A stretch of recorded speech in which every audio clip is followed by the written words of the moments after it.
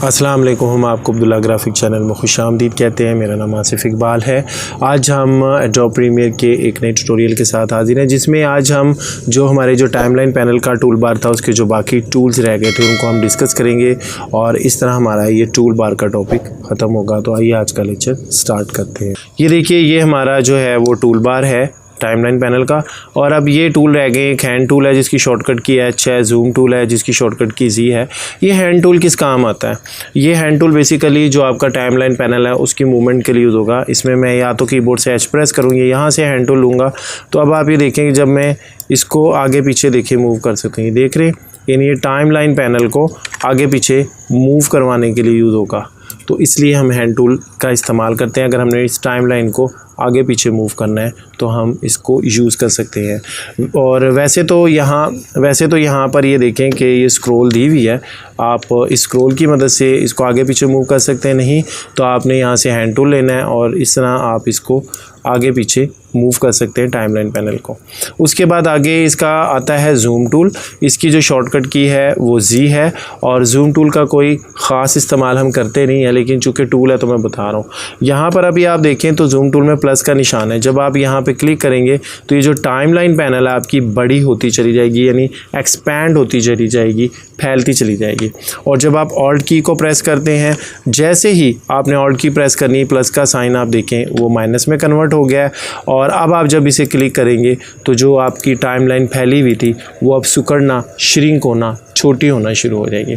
और आमतौर पे इस टूल का हम यूज़ नहीं करते। इस टूल की जगह पर हम कीबोर्ड से प्लस को यूज़ करते हैं जिससे ये हमारी टाइमलाइन पैनल एक्सपैंड होती है, फैलती है, और माइनस का इस्तेमाल करते हैं जिससे ये हमारी जो टाइमलाइन पैनल है ये श्रिंक होती है और सिकुड़ती चली जाती है। उसके बाद आगे ये टेक्स्ट टूल है। ये टेक्स्ट टूल दो तरह के होते हैं। इसमें आप पे देखें, यहाँ पे लिखा हुआ आ रहा है ये टाइप टूल है और ये वर्टिकल टाइप टूल है। अब ये टाइप टूल क्या काम करेगा? सबसे पहले हम यहाँ से रेक्टेंगल लेते हैं और रेक्टेंगल लेके यहाँ से ये एक स्क्रॉल क्रिएट करते हैं।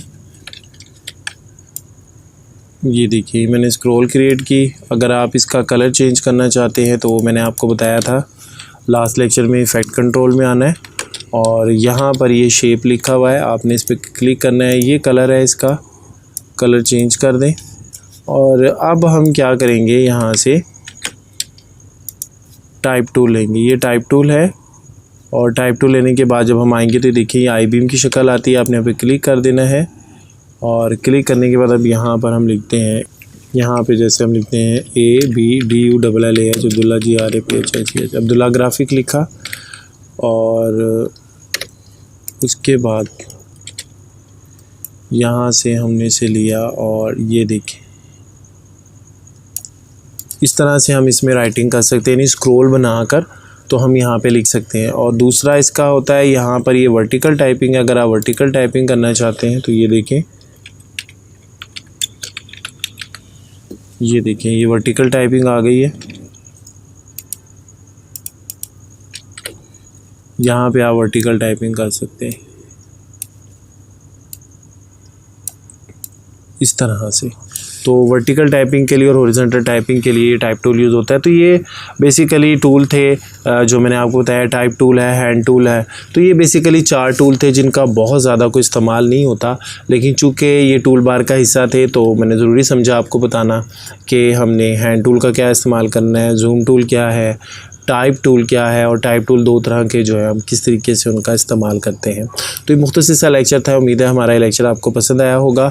इंशाल्लाह अब नेक्स्ट वीडियोस में हम मज़ीद जो है वो एडवांस लेवल की टेक्निक्स और इसमें काम सीखेंगे। और उम्मीद मैं करता हूँ कि इंशाल्लाह अब चंद लेक्चर्स में हम ये एडोब प्रीमियर को क्लियर कर लेंगे, ये कंप्लीट हो जाएगा कोर्स। और उसके बाद हम सिर्फ़ और सिर्फ अब्दुल्ला इसके बाद हम सिर्फ़ और सिर्फ अब्दुल्ला ग्राफिक पे जो हाई लेवल के प्रोजेक्ट्स होंगे वही बनाएंगे और उनको हम यहाँ पर अपलोड करेंगे और आपको काम करना सिखाएंगे, क्योंकि हम अब बेसिक बिल्कुल सिखा चुके हैं और अब एडवांस लेवल का काम भी आपको सिखाया जा रहा है, जो कि अब चंद लेक्चर्स में कंप्लीट हो जाएगा। इस तरह आप एडोब प्रीमियर की बेसिक भी सीख गए और एडवांस टेक्निक्स को भी सीख जाएंगे और उसके बाद हम फिर प्रोजेक्ट पे काम करेंगे। तो हमारे नेक्स्ट ट्यूटोरियल का इंतज़ार कीजिएगा। जब तक अपना बहुत ख्याल रखिएगा। अस्सलाम वालेकुम।